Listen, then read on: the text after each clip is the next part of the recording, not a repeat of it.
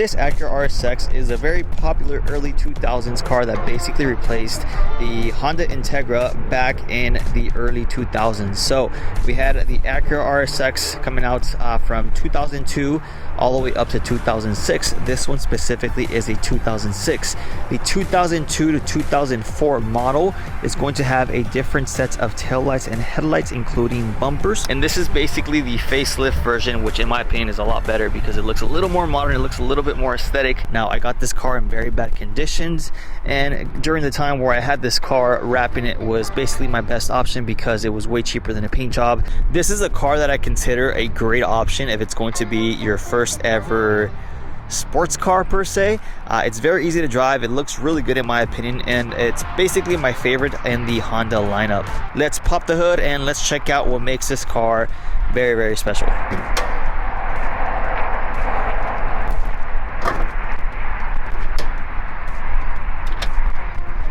Now, excuse the dirty engine bay, but this is the infamous K-Series motor. I'm pretty sure you heard about this. This specific Type S has the K20Z1, which is basically the best K20 motor in existence, in my opinion, because it's the one that packs the most power and revs all the way out to 8100 RPM, which I must tell you, honestly, coming from turbo Mitsubishi cars, being able to rev this thing out, including with VTEC, because you do feel it, is really, really fun. Honestly, it's something that I never thought I would kind of hear myself say, because I come from turbo 4-cylinder vehicles that are all-wheel drive and make cool noises, and I was always a Honda hater, not gonna lie, and I always thought that Hondas were slow, they were, I don't know, but this one kind of proved me wrong. It's basically my first Honda slash Acura, and the K20 has definitely changed my mind. So if you get the base model, you're gonna end up getting the 2.0 K20A3, which made 160 horsepower with a 5-speed or automatic transmission. But the real star was the K20A2 and the K20Z1, which came in the 2005 to 2006. So the easiest way to tell when you're looking for one for sale is just based off the intake manifold. The Type S's have the silver intake manifold, and you'll notice that the base models have like a little plastic one. That's usually the best way to tell, but they look pretty similar. Essentially, it's the same motor, but when it comes to internals and heads and everything, it's all going to be slightly different. So as far as reliability, yes, Hondas in my opinion are extremely reliable, especially coming from Mitsubishi's. This car has been extremely reliable for me within these last 2 years, and the only issues it gave me, obviously the clutch gave out at the track, and considering that it has 163,000 miles, that was kind of expected. But when I did that, I went ahead and replaced all the motor mounts throughout the car. This one already gave out, so if you guys can kind of see in there, and this happened because the power steering pump started leaking. So it's a very common issue for the power steering pumps to give out on these cars, and just over time that motor mount only lasted me like 3 months. So the best way to replace the motor mounts, because it's a very common issue with these cars, is to get aftermarket ones that are basically a little bit stiffer, or get OEM ones. I ended up going with like the generic eBay, Amazon ones, which I don't recommend. Besides that, like I said, the power steering, very common for it to leak. I just recently switched out the pump, and this one seems to be leaking as well. I tend to notice that the fluid slowly is starting to leak out, so that's quite the inconvenience. Of course, I lost the alternator 2 times because of the leaking power steering pump. This is on my 3rd one, and this is an AutoZone one, which I don't recommend because I occasionally get the flickering battery lights inside. Besides that, the transmissions are known to grind. Luckily, this one is completely fine. There's no grinds or pops, but of course that's going to depend on how aggressive you drive these cars on the street, track, etc. So unfortunately with these cars, they are so cheap in my opinion that they tend to get pretty bad owners. Like I got this one in the hills of San Bernardino, and I must say it was a complete beater. It still kind of is. It's not the best looking car. It's okay for what it is, but if we take off the wrap, it needs a paint job, and the car was completely beat, and I've kind of brought it back to life in a way, but it still needs a lot of love.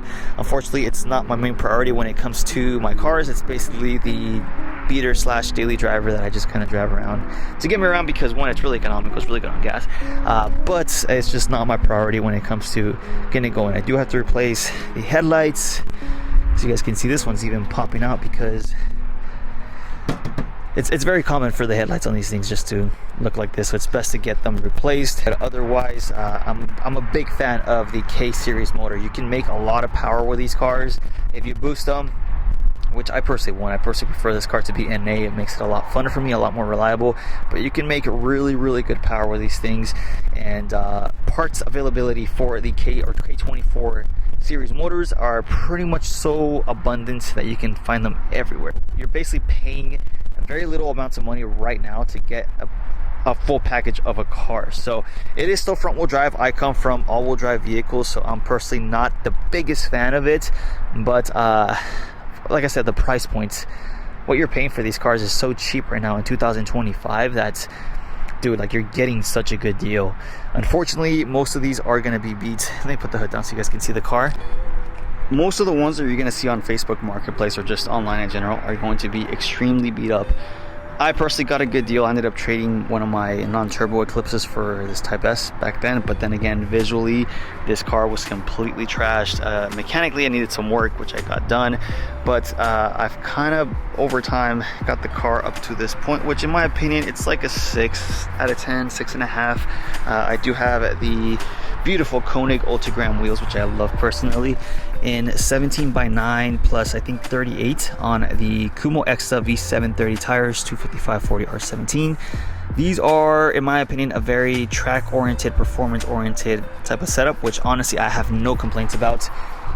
I think it makes the car pop a lot, especially with the white and yellow.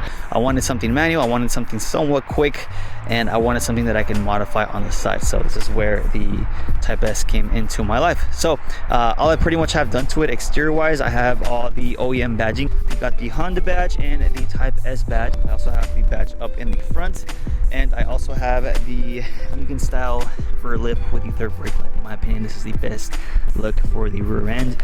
I just wish the car was painted OEM blue to really complete the look. And then of course we have the Type R style or A spec wing, which in my opinion, I'm just not a big fan of the RSXs being wingless. Like, they have to have a wing in my opinion.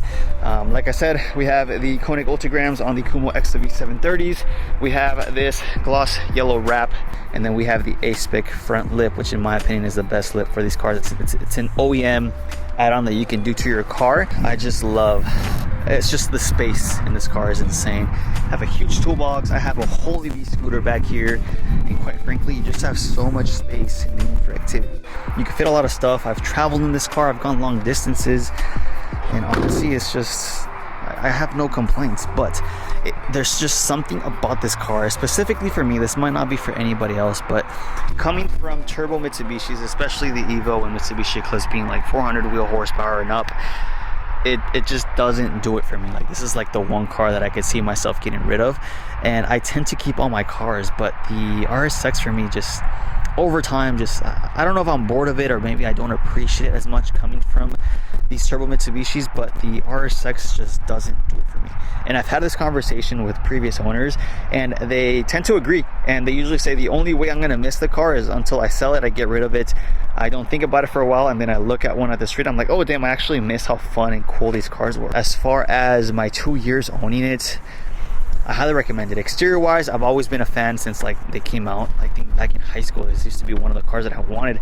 I remember seeing a silver one with orange TE37s on Google Images, and I was like, I want to have one day, and I ended up with this one. So exterior wise, this one specifically is not perfect, is not a clean example. It's okay condition, which most are going to be in this condition or a little bit worse, just because, like I said, the previous owners, they just tend to be cheap with these things, and sadly these cars haven't gotten to the point yet to where they're considered a classic just yet, but they will be at some point. They're going to keep increasing in value, and at some point these cars are going to be very hard to find in really good condition. So I think right now in 2025 is a really great time to buy these. They're really cheap, really easy to modify, they're extremely reliable. The motor can last you up to like 300,000 miles. This one has 163,000 miles.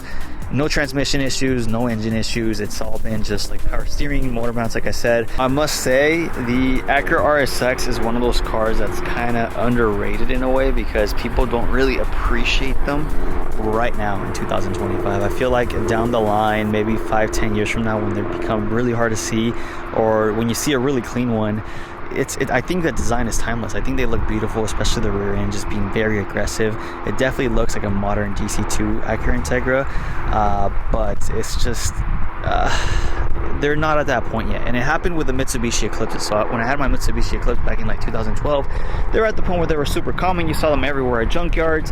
People didn't care for them. People just yunked them.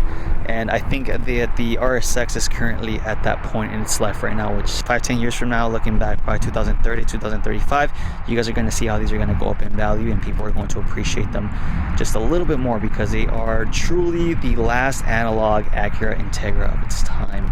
So sadly, we have the new one. I'm not much of a fan of it. I haven't driven one, so I really can't say as far as that goes, but I think this is probably, out of the DC2, DC5, and the new Integra, I think this is the best one. As far as suspension, how this car drives, which I'll go over in the drivability aspect, it's currently on the Reaction USA coilovers.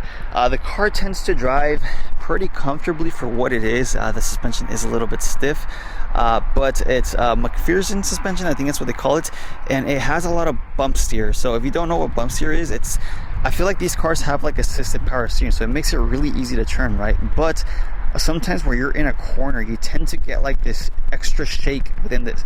It just makes the feeling of the car not as raw as it should, if that makes sense. Like, it makes it feel very assisted, and it causes the car to kind of just, like I said, steer bump on you while you're turning. So when I've taken this thing to the track, which I have taken it, I think, like around 3 or 4 times already, it's fun, but it just doesn't feel quite right. And every time I would leave a track day, my front alignment would always be off for some reason. And my alignment guy also hates, shout out to Monrovia Alignment, he hates aligning these things, and I don't know why. I guess they're kind of hard to align, and they're always going out of whack. But I don't know what it is about the suspension of these cars. It's just really hard to dial them in, and it's really hard to make them handle appropriately. Besides the fact that the front wheel drive is just, it doesn't feel, I don't feel too confident at track with this thing, let's say, versus when I was there with my Evo. I mean, it pretty much has all the fundamentals. It has the coilovers, the tires, the wheels, and the rear sway bar to kind of make it, you know, stiff. But that's as far as I went with as far as suspension. Besides that, modifications wise, all it has is the intake. It has stock exhaust. Let's go ahead and roll an exhaust clip, see how it sounds. In my opinion, the K20 sounds okay. I'm just used to turbo 4-cylinder cars like the 4G63, so I'm very biased. But for what it is, they sound okay, and consider the fact that it's a stock exhaust. Look how much it's eating up my diffuser.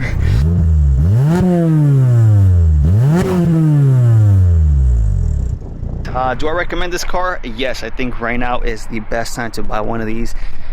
Good bang for your buck, especially what you're getting with the K-Series motor on the Type S. Most of them are going to be beat. It's hard to find clean examples, but if you're patient, or if you're willing to bring one back up to spec, I really recommend this car. The only downside, like I said, it definitely gives me like a young college kid / high school kid vibes. Especially, it might be the yellow, I'm not too sure, but that's just me personally. Like, I'd rather be in an E92 M3 or something a little bit newer, or something a little bit fancier, from my personal experience. But besides that, aesthetically, I think these look super clean, super good, especially the clean examples. Mine is not the best example, but honestly, for what it is, I love this thing, and I'm very grateful for it being part of my life these last 2 years. So I don't see myself keeping it forever. Quite frankly, I might paint it, get rid of the headlights, get new ones, reupholster the seat, and then put it up for sale. But I don't know, we'll see. Maybe I'll boost it and go all-wheel drive with it. I don't know. As car guys, you just you say you're gonna sell something, but you never really kind of do. So I don't know. I'm happy that it's been part of my life, been part of the collection, and I got nothing but good things to say about it. So if you're looking to get one, get one.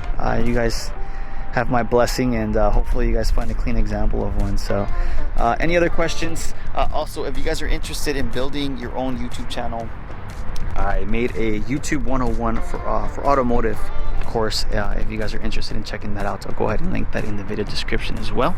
But besides that, I'll let you guys go. Make sure you like, comment, subscribe for more videos, and I'll see you guys on the next one.